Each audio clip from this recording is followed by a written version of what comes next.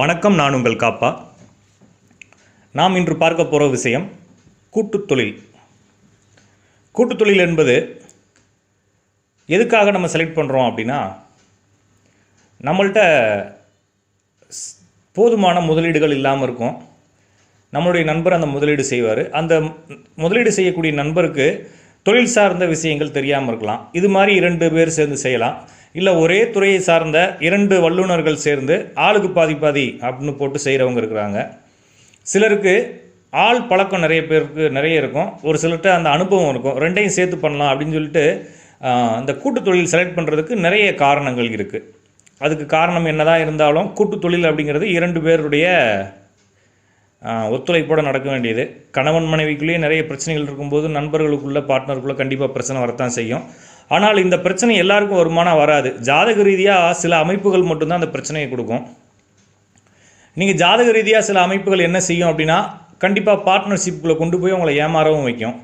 ஆனால் உங்களை ஏமாற்றக்கூடிய உங்களுடைய பார்ட்னர்ஷிப் கெட்டவராக இருப்பாருன்னா இருக்க மாட்டார். உங்களுடைய ஜாதகம் அவரை கெட்டவராக நினைக்க வைத்து அதிலிருந்து நீங்களாகவே பிச்சுக்கிட்டு வெளியே வர அமைப்பை கொடுக்கும். இல்லாட்டினா ஏதோ ஏமாற்றிட்ட மாதிரி உங்களுக்குள்ள ஒரு உள்ளுணர்வை கொடுத்து அதுலேருந்து வெளியேற்றி விடும். இந்த ஜாதக அமைப்பை நம்ம ரொம்ப ரிஸ்க் எடுத்துகிட்டு ரொம்ப கணிதம்லாம் போட்டெல்லாம் நீங்கள் பார்க்க தேவையில்லை. ஏன் அப்படின்னா, நான் இப்போ சொல்ல வர்றது சாதாரணமான மனிதர்களுக்கு, ஜோதிடர்களுக்கு நான் ஆலோசனை கூறுறதே இல்லை. நான் சராசரியான மக்களுக்கு சொல்கிறதுனால நீங்கள் புரிஞ்சுக்கிற மாதிரியே நான் உங்களுக்கு உங்கள் ஜாதகத்தை நீங்கள் எப்படி புரிஞ்சுக்க போகிறீங்க அப்படின்றத நான் வச்சு சொல்கிறேன். உங்கள் ஜாதகத்தை எடுத்துக்கோங்க. உங்கள் ஜாதகத்தில் ராசி அப்படின்னு ஒரு கட்டம் இருக்கும். அதில் 12 கட்டங்கள் இருக்கும். அந்த 12 கட்டங்களில் எந்த இடத்தில் செவ்வாய் இருக்கிறதோ அந்த செவ்வாய் மேலே விரல் வச்சு அதை 1ன்னு எண்ணிக்குங்க. அது அடுத்த கட்டத்தை 2, இதே மாதிரி அப்படியே எண்ணிட்டு வந்தீங்க அப்படின்னா, செவ்வாய் இருக்கிற வீட்டிலேயே ராகுவோ அல்லது கேதுவோ இருந்தால், செவ்வாயிலேருந்து எண்ணி வரீங்க. செவ்வாய் இருக்க வீடு 1, அடுத்த வீடு 2, அடுத்த வீடு 3, அடுத்த வீடு 4, அடுத்த வீடு 5ன்னு என்றீங்க இல்லைங்களா? அந்த 5ஆம் வீட்டில் ராகுவோ கேதுவோ இருந்தால், அதுலேருந்து அப்படியே செவ்வாயிலேருந்து திருப்பி எண்ணி வரீங்க. அதுலேருந்து 9ஆவது வீட்டில் ராகுவோ கேதுவோ இருந்தால், நீங்கள் இப்போ எண்ணுறப்ப ஆன்டி கிளாக் வைஸில் எண்ணலாமா கிளாக் வைஸில் எண்ணலாமான்ற குழப்பம் வேணால், 2மே எண்ணி பார்த்தீங்கன்னா ஒரே வீடு தான் வரும்.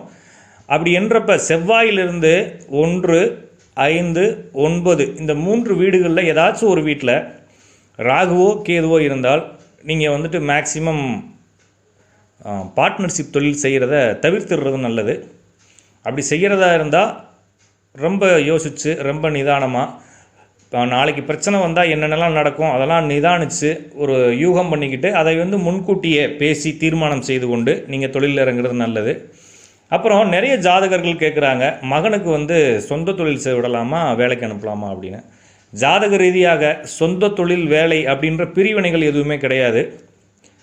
ஜாதகம் என்ன சொல்லுது அப்படின்னா, உங்களுடைய ஜீவனத்தை சொல்லுது. நீங்கள் எப்படி வருமானம் ஈட்ட போகிறீங்க, எந்த ஃபீல்டில் ஈட்ட போகிறீங்கன்றதை ஜாதக ரீதியாக தெரிஞ்சுக்கலாம். அது சொந்த தொழிலோ அல்லது வேலைக்கு போகிறதோ 2மே ஒன்று தான். உங்கள்கிட்ட அந்த கான்ஃபிடென்ட் நிறைய இருந்துச்சு அப்படின்னா நீங்கள் தொழில் செய்யலாம்.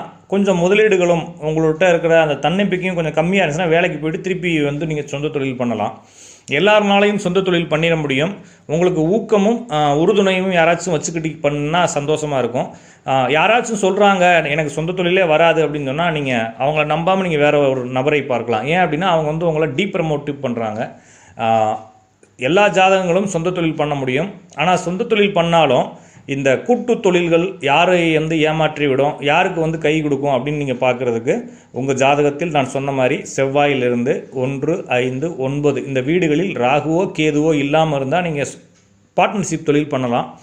இந்த இடங்களில் அந்த ராகு கேது இருக்கிறத நீங்கள் பார்த்துட்டா உங்களுடைய பார்ட்னர்ஷிப் தொழிலில் ரொம்ப கவனமாக கையாளுறது நல்லது.